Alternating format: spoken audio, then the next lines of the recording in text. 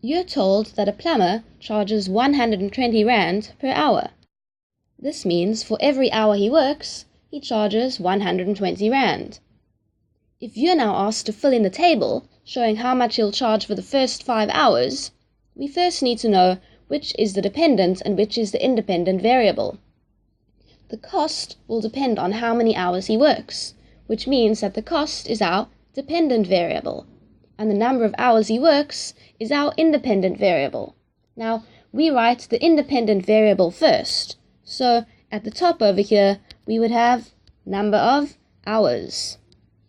And at the bottom, we would have the dependent variable, which is the cost in rands.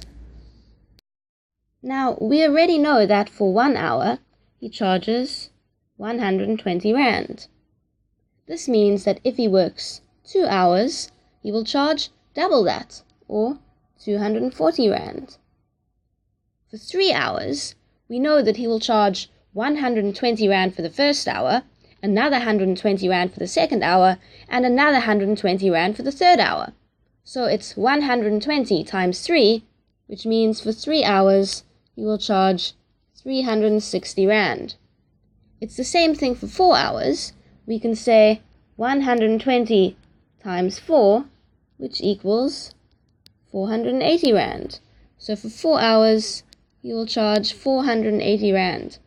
And finally, for 5 hours, we can say 120 Rand times 5, which is 600. So for the first 5 hours, this is how much he will charge.